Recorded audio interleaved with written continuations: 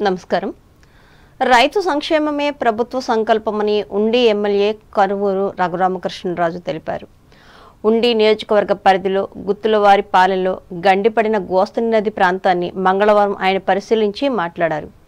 గోదావరి వరదల వల్ల నష్టపోయిన ప్రతి కుటుంబానికి 25 కేజీల బియ్యం, నిత్యావసర వస్తువులు 3,000 రూపాయల నగదును ప్రభుత్వం అందిస్తుందని అన్నారు. పూర్తిగా దెబ్బతిన్న నారుమడులకు వ్యవసాయ శాఖ ద్వారా విత్తనాలను సరఫరా చేస్తామని అన్నారు. రాబోయే రోజుల్లో ఈ నదికి ఎక్కడ గండి పడకుండా మంత్రులతో మాట్లాడి నష్ట నివారణ చర్యలు చేపడతామని అన్నారు. ఈ కార్యక్రమంలో వివిధ శాఖల అధికారులు పాల్గొన్నారు.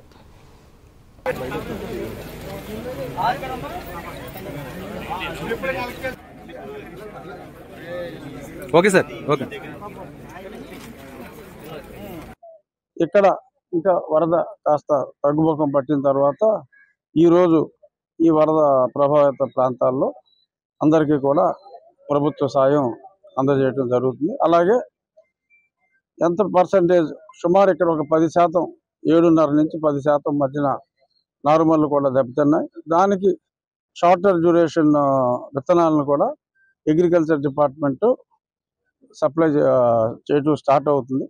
ఏ 30 రోజుల సమయాన్ని పోగొట్టుకున్నారో ఆ 30 రోజులు కవర్ అయ్యేలాగా ఆ షార్ట్ డ్యూరేషన్ విత్తనాలతో దాన్ని కూడా రికవర్ చేయటం జరుగుతుంది. ఇకపోతే ప్రతి ఆగస్టులోనూ ఇక్కడ చాలా చోట్ల గండి పడుతుందని చెప్పారు.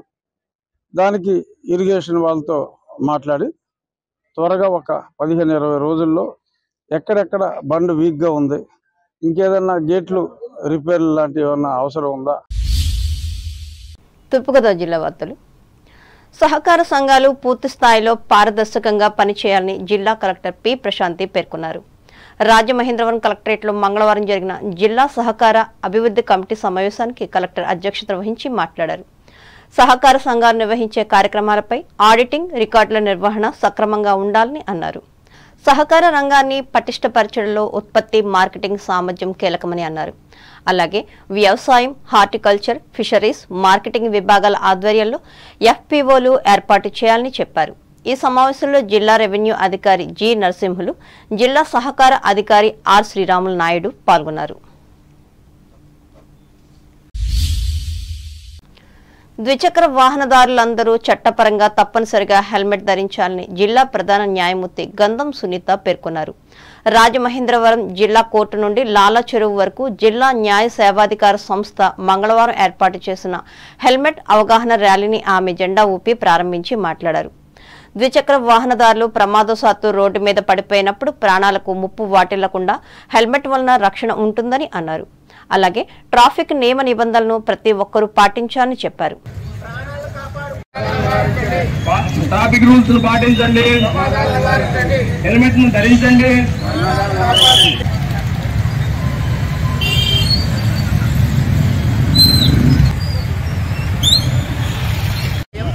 గౌరవ సుప్రీంకోర్టు వారు రిట్ పిటిషన్లో ఇచ్చిన డైరెక్షన్స్ ప్రకారము అందరూ కూడాను 2 వీలర్స్ ఎవరైతే యూజ్ చేస్తున్నారో వాళ్ళందరూ హెల్మెట్ అనేది తప్పనిసరిగా ధరించాలి అని చెప్పి డైరెక్షన్స్ ఉన్నాయి.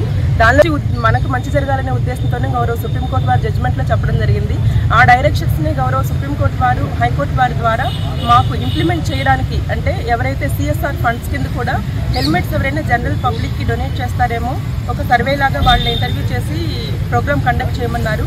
మేము కొంతవరకు హానరబుల్ హైకోర్టు వారి ద్వారా హెల్మెట్స్ కూడా డిస్ట్రిబ్యూట్ చేయడం జరుగుతుంది.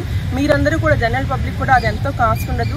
ఒక 1000 రూపాయలు మన ప్రాణం కంటే ఎక్కువేం కాదు. 1000 రూపాయలు 1500 పెట్టుకొని హెల్మెట్స్ అయితే అందరూ తీసుకుని డైరెక్షన్స్ ఇచ్చారనే కాకుండా మన సెల్ఫ్ సేఫ్టీ గురించి కూడా మీరందరూ ధరిస్తారని చెప్పి, అందరూ ఆరోగ్యంగా క్షేమంగా ఉంటారని చెప్పి మా DLSA రాజమండ్రి తరఫున కూడా కోరుకుంటున్నాము. Thank you. ఈ కార్యక్రమంలో జిల్లా రెవెన్యూ అధికారి జి నరసింహులు, న్యాయ సేవాధికార సంస్థ జిల్లా కార్యదర్శి కె ప్రకాష్ బాబు, జిల్లా రవాణా శాఖ అధికారి కెవి కృష్ణారావులు పాల్గొన్నారు.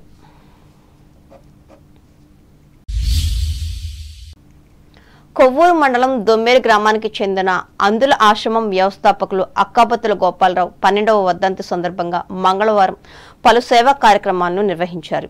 ఇందులో భాగంగా ఆశ్రమంలో ఉన్న 20 మంది అందులకు దుప్పట్లు అందజేసి భోజన సదుపాయాలు సమకూర్చారు.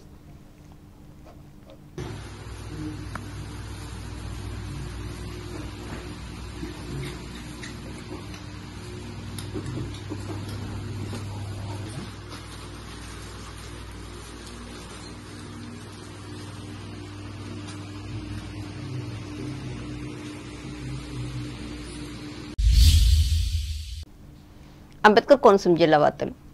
పి గన్నవరం మండలం ఊడిమూడి లంక వద్ద జరిగిన బోటు ప్రమాదంలో గల్లంతైన చెదలవాడ విజయ్ కృష్ణ మృతదేహం మంగళవారం లభ్యమైంది.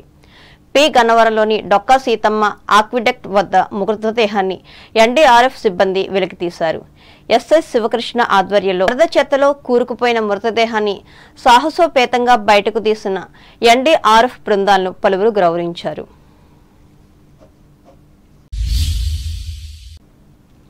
ముమ్మిడివరం మండలంలో వరద ముంపునకు గురైన గురజాబు లంక, కమనీ లంక ప్రాంతాల్లో పేదలకు రెడ్ క్రాస్ సంస్థ సమకూర్చిన నిత్యావసర సరుకులను ఈ సంస్థ చైర్మన్ ఢిల్లీ నారాయణ మంగళవారం పంపిణీ చేశారు. అనంతరం ఆయన మాట్లాడుతూ ప్రకృతి విపత్తులు సంభవించిన ప్రాంతాలలో పేద ప్రజలను ఆదుకోవడానికి రెడ్ క్రాస్ సంస్థ ముందుంటుందని తెలిపారు.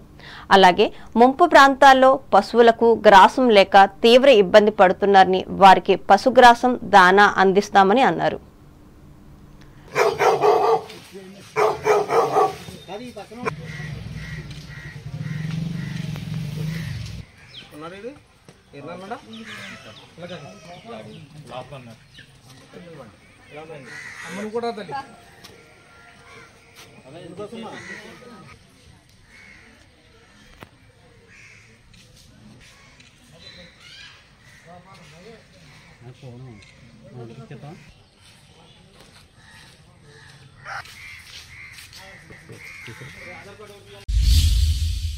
వార్తలు ముగించే ముందు ముఖ్యాంశాలు మరోసారి. శ్రీశైలం ప్రాజెక్టు నుంచి ప్రతిరోజు అవసరమైన నీటిని రాయలసీమకు అందిస్తున్నాం. పాలకొల్లులో ప్రకటించిన సంబంధిత రాష్ట్ర మంత్రి డాక్టర్ రామానాయుడు. భీమవరం పారిశుధ్య కార్మికులకు రెయిన్ కోట్లను, దుప్పట్లను పంపిణీ చేసిన మాజీ ఎంపీ సీతారామలక్ష్మి. దాతకు అభినందనలు. తణుకు మండలాన్ని అభివృద్ధి చేసేందుకు అవసరమైన చర్యలు చేపడతా మండల పరిషత్ సభలో హామీ ఇచ్చిన ఎమ్మెల్యే ఆరిమిల్లి. ముస్లింల నిర్మాణాత్మక అభివృద్ధికి ప్రాధాన్యత ఇచ్చింది ముఖ్యమంత్రి చంద్రబాబే. తణుకులో స్పష్టం చేసిన శాసనమండలి మాజీ చైర్మన్ షరీఫ్. తణుకులో ఘనంగా అభ్యుదయ కవి రావిశాస్త్రి జయంతి వేడుకలు. తెలుగు సాహిత్యానికి ఆయన అందించిన సేవలను వివరించిన ప్రముఖ కవి రసరాజు. ఎర్రకాలువ ముంపు సమస్యకు శాశ్వత పరిష్కారం కనుగొంటాం. తాడేపల్లిగూడెం మండలంలో వెల్లడించిన రాష్ట్ర వ్యవసాయ శాఖ ప్రత్యేక ప్రధాన కార్యదర్శి రాజశేఖర్. రైతు సంక్షేమమే ప్రభుత్వ సంకల్పం. ఉండి నియోజకవర్గంలో వివరించిన ఎమ్మెల్యే రఘురామకృష్ణంరాజు. సహకార సంఘాలు పారదర్శకంగా పనిచేయాలి. రాజమండ్రిలో ఉద్బోధించిన తూర్పుగోదావరి జిల్లా కలెక్టర్ ప్రశాంతి. పి గన్నవరం మండలంలో బోటు ప్రమాదంలో గల్లంతైన వ్యక్తి మృతదేహం లభ్యం. ప్రకటించిన పోలీసులు. ఈ వార్తలు ఇంతటితో సమాప్తం. నమస్కారం.